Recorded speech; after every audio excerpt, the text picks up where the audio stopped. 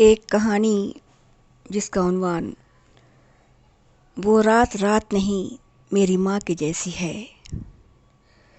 7 ماہ پر ہی نجمہ بیگم نے ایک بیٹے کو جنم دیا۔ وہ بچہ کافی کمزور، صرف ایک سانچہ تھا جو ہڈی کی شکل میں تھا۔ ماں کی ممتا اور باپ کی شفقت نے اس سانچے پر گوشت چڑھایا۔ رفتہ رفتہ وہ ہڈی کا سانچہ انسان کے بچے کی طرح حرکت بھی کرنے لگا اور ایک دن وہ بچپن کے آنگن میں کھیلنے بھی لگا۔ ماں باپ دل و جان سے نثار تھے، اپنے بچے کے لیے دونوں کھلونا بھی بن جاتے۔ باپ لکڑی کا گھوڑا تو ماں چابی کی گڑیا بن کر اس کے اشارے پر ہر وقت ناچتی ہی رہتی۔ اسی طرح ہنسی خوشی میں وہ بچہ احمد بڑا ہو چکا تھا۔ مدرسہ، اسکول سے کالج میں بھی داخلہ ہو گیا۔ احمد پڑھنے لکھنے میں کافی ذہین تھا۔ والدین کے لاڈ و پیار نے اس کی پرورش کو نیک تربیت بھی دی تھی۔ ڈاکٹریٹ کی ڈگری مل چکی تھی، اسے فارن کنٹری سے آفر مل رہے تھے۔ والدین نے اس کے مستقبل کے لیے جانے کی اجازت بھی دے دی اور ہفتہ دنوں کے اندر ایک پیاری سی لڑکی ڈھونڈ کر اس کی شادی بھی کر دی۔ احمد اس بار تنہا انگلینڈ گیا اور یہ کہا کہ واپس جلد ہی آ رہا ہوں، سبھی کو ساتھ لے جاؤں گا۔ اس کی بیوی نگار، ساس سسر کے جانے کی بات سن کر بہت خوشی ہوئی، لیکن احمد کے والدین کو اپنے وطن کو چھوڑنے کا ایک عجیب کیفیت کا احساس ہوا۔ ان دونوں نے اپنے بیٹے کو سمجھایا، فارن کنٹری میں ہماری عمر کے لوگوں کی ضرورت نہیں ہے بیٹا، تم دونوں کو اپنی گرہست زندگی میں فی الحال بہت کچھ کرنا ہے، ہماری فکر نہ کرو، ہم دونوں کو دیکھنے کے لیے بستی والے ہیں نا۔ احمد انگلینڈ سے جب واپس آیا تو نگار کا بھی پاسپورٹ ویزا بنوا لیا۔ چند ماہ تو والدین کے ساتھ خوب مزے میں اس نے گزارا اور جانے کے وقت والدین سے گلے لگ کر رویا بھی۔ احمد اور نگار انگلینڈ پہنچ چکے تھے، روز مرہ کی زندگی بھی گزارنے لگے۔ نگار تعلیم یافتہ تھی، شوہر کے جانے کے بعد سارا دن تنہا اسے رہنا پڑتا۔ احمد کے ہی کہنے پر اس نے بھی نوکری ڈھونڈ لی اور کرنے بھی لگی۔ اب وہ دونوں ساتھ جاتے اور ساتھ ہی گھر واپس بھی آ جاتے۔ وقت نکال کر اپنے والدین کو کبھی کبھی فون بھی کر لیا کرتے۔ چند سال گزر چکے تھے، اسی دوران احمد کے والد کی طبیعت زیادہ علیل رہنے لگی۔ ان کی اہلیہ نے ان کے علاج میں کوئی کسر نہیں چھوڑی۔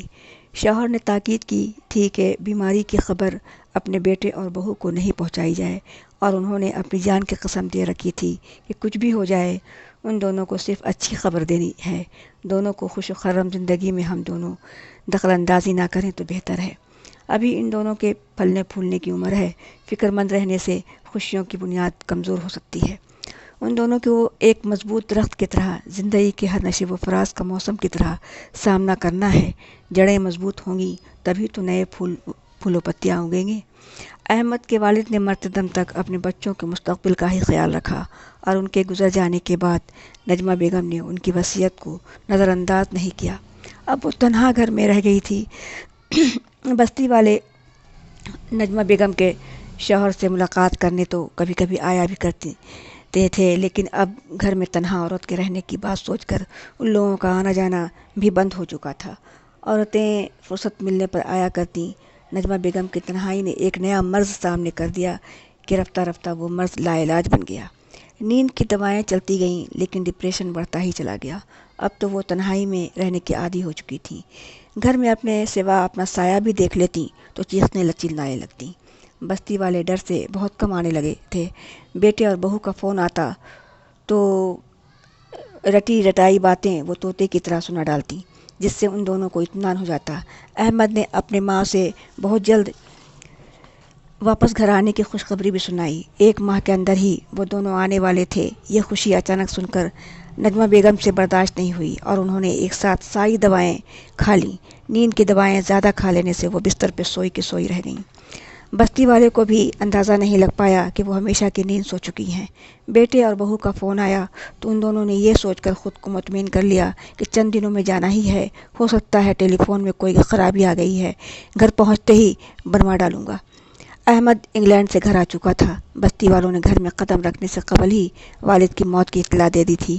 والدہ کی بیماری کی واقفیت بھی ہو چکی تھی۔ سب سے پہلے وہ اپنی ماں کے کمرے میں داخل ہوا۔ دروازہ کھلتے ہی جو نظارہ سامنے تھا وہ دیکھتے ہی سر پکڑ کر وہ بیٹھ گیا۔ احمد کے ساتھ ہی نگار بھی تڑپ اٹھی۔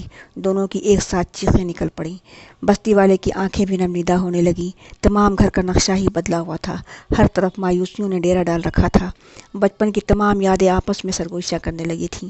احمد نے خود کو سنبھالا اور اپنی ماں کے گلے لگ کر رونا چاہا، لیکن وہ یہ بھی کر نہیں سکتا تھا، چونکہ ماں کا جسم ہڈی کا ڈھانچہ کنکال بن چکا تھا۔ گوشت غائب تھا۔ جسم سے نگار تو بت بنی تماشا دیکھ رہی تھی کہ اچانک احمد نے اسے جھنجھوڑا۔ دیکھا تم نے ماں کیسی ہوتی ہے؟ خود کو برباد کر کے بھی انہیں ہم دونوں کے مستقبل کی پرواہ تھی، اور ہم دونوں کو ان کی بربادی کا اندازہ نہیں ہو سکا۔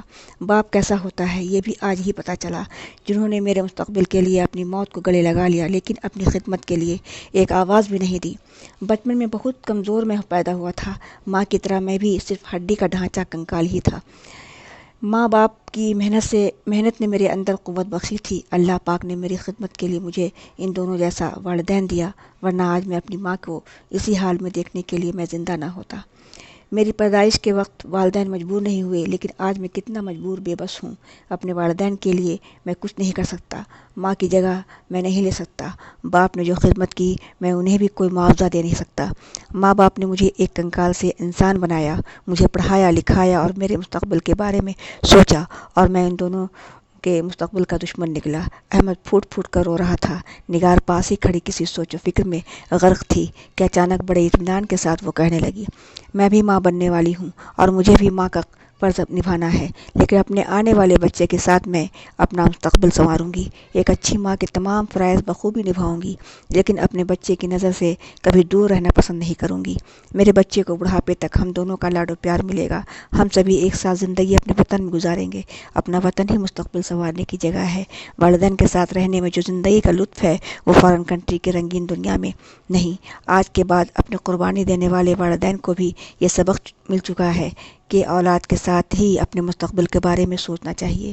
اولاد مضبوط درخت کے ہی پھول پتیاں ہیں، تو والدین غموں کی دھوپ سے بچانے والا سایہ ہے۔ جڑیں کمزور ہو جائیں گی تو پھر کہاں وہ پھول اور پتیاں؟ پت جھڑ میں اپنے آپ کو قربان کر کے بھی شاخوں کی آبرو کو بچائیں گی پتیاں۔